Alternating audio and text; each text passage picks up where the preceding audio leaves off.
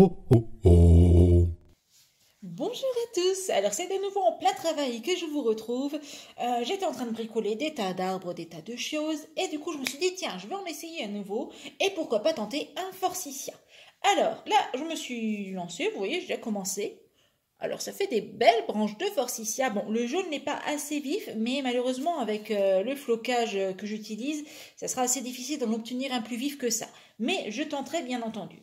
Pour ces forsythia, il vous faut du fil de fer assez souple, hein. Donc oui, hein, bien sûr, j'en ai plein les doigts parce qu'avant ça, j'ai fait mes palmiers. Mais ça, c'est une habitude. Alors, le fil de fer souple, donc là, celui-ci est brun.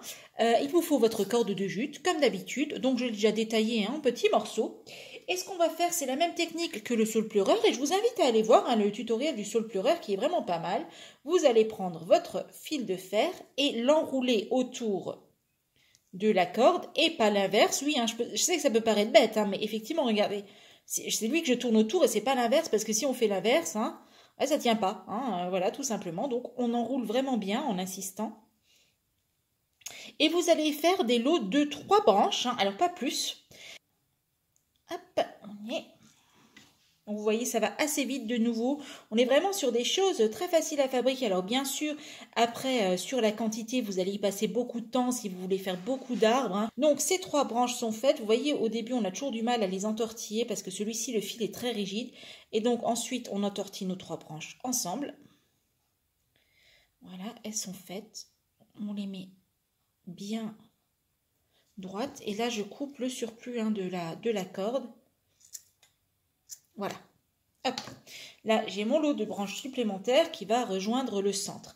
Alors, pour le pourtour du forsythia, j'ai coupé des beaucoup plus petits bouts de fil de fer. Et donc, je vais en profiter. Je vais utiliser mes chutins. Eh ben oui, du coup, on ne jette rien. Bon, alors ensuite, vous aurez bien compris que pour le floquer, il n'y a rien de compliqué. On prend sa colle en bombe. On va donc bomber ici. Je m'éloigne. On va mettre de la colle partout. Voilà, ensuite on vient simplement floquer avec son petit flocage jaune. Donc c'est le flocage fait maison avec la sciure de bois, hein, toujours encore. Je vous mets la petite fiche hein, pour que vous retrouviez ça. C'est vraiment très facile à faire, vous voyez. Donc j'ai mis le petit journal en dessous pour récupérer. Et voilà, il est bien floqué. Pour la prochaine étape, j'ai découpé un petit bout de carton. Vous voyez une forme un petit peu étrange certes, mais c'est pour pas que ça fasse... moche en fait, hein, pas que ça fasse un simple rond, un simple carré. Et là, on va y coller notre forsythia. Bien, notre forsythia, avant toute chose, on va le coller, on va dire, entre lui, si je peux dire. Voilà, on va coller les différents plans entre eux.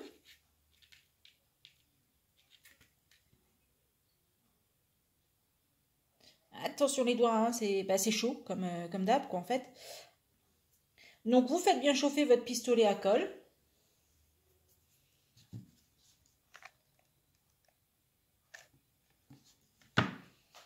Et vous en collez les petits pieds. Oui, donc attention à vos doigts. Alors, pour ceux qui se poseraient la question, ce sparadrap, vous voyez que j'ai depuis plusieurs tutos, donc plusieurs jours, en fait, ça fait plus d'une semaine que j'ai ce sparadrap. C'est pour cacher une belle brûlure hein, de pistolet à colle. Alors, je peux vous dire que je me suis déjà brûlée, hein, mais à ce point-là, sincèrement, je ne me suis pas ratée, on va dire, cette fois-là. Donc, on va venir le coller sur son petit carton. Je vais peindre d'abord le pied en brun et puis ensuite on viendra y mettre les petits forsythia, là, les petites branches autour, hein, tout simplement. Donc là, il va falloir y aller franco hein, sur la colle et attendre que ça prenne bien.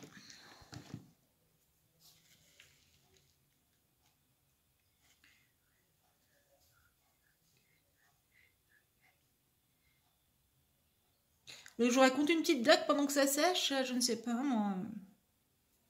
Petite blague caramba. Alors, je suis une fan de la blague nulle, vraiment. Donc, si vous avez des blagues nulles, des blagues caramba et tout, bon, j'adore toutes les blagues. Mais alors, les blagues nulles, je trouve que c'est la base de la blague, en fait. Hein. Donc, si vous en avez, n'hésitez pas à les lâcher en commentaire. Alors, voilà, ma colle a pris. Donc maintenant, un peu de brun, hein, un peu de peinture acrylique brun, un petit pinceau. Et puis, on va tout doucement venir peindre hein, le tronc. C'est même pas un tronc en fait, parce que c'est un fouillis de branches là-dedans. Là. Bon, bref. Vous avez compris. Hein. On va coller nos petits spouts, ceux-là. Hein. Donc, eux, on va les coller un à un le long du... Voilà. Vous avez compris. Je veux dire, qu'est-ce que vous voulez que je vous dise de plus à part ça, quoi.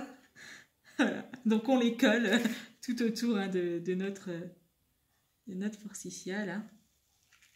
Bon, ben, pour floquer, si vous regardez un peu les tutos, c'est comme d'habitude, colle PVA, flocage. Donc là, je prends le flocage mousse florale, voilà. Et en plus, je vais prendre du flocage normal. Hein. Donc, je vais le prendre assez clair, voilà, pour faire un peu de nuance. Eh bien, on y va. Bon, là, vous avez l'habitude, hein, quand même, à force. Je pense que vous savez comment que ça fonctionne, l'histoire. Hein. Et pour ceux qui ne savent pas, eh bien, il n'est jamais trop tard pour se rattraper et pour regarder les tutos sur ma chaîne, tout simplement. Voilà, voilà, voilà. Alors, hop, on est presque à la fin. On continue. Donc, moi, j'ai fait mes petits mélanges de flocage, hein, tout ça, tout ça. Alors, vous avez l'habitude, hein, il faudra qu'on fasse aussi sur le bord, hein, pour pas que ça fasse moche.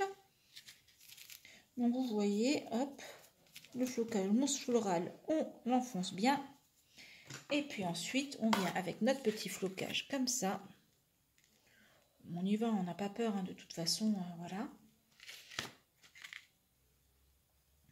Et là, ce qu'on va faire, c'est qu'on va faire aussi les côtés. Donc là, je prends le piston à colle et je vais faire quelques petites moumoutes là, avec ce flocage-là, vous voyez. Hop. Alors, vous pouvez aussi faire du relief avec un peu de café ou des choses comme ça, hein, si vous voulez.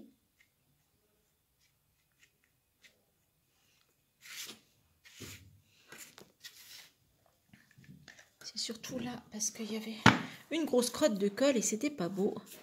Donc, on va appuyer là.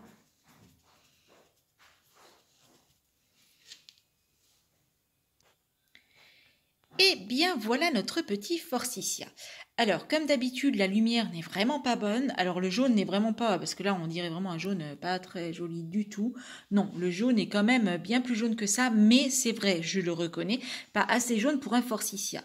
L'inconvénient, c'est que pour avoir quelque chose de très vif avec ce flocage, c'est vraiment compliqué, mais je tenterai quand même. Eh bien, écoutez, moi, si ça vous a plu, ce système, alors ce système, je pense que je vais l'utiliser pour beaucoup d'arbres. Hein. Je vous donne rendez-vous sur le tuto, par exemple, du saule pleureur. Hein. C'est à peu près la même chose. Et je pense qu'on va s'en servir pour d'autres choses, parce que j'avais vraiment en tête de faire des lilas et des choses comme ça, des autres arbres fleuris. Et ma foi, je réfléchis à comment faire. C'est toujours pareil. Et je lancerai la caméra comme d'habitude en plein travail, hein, si ça me convient ce que je fais.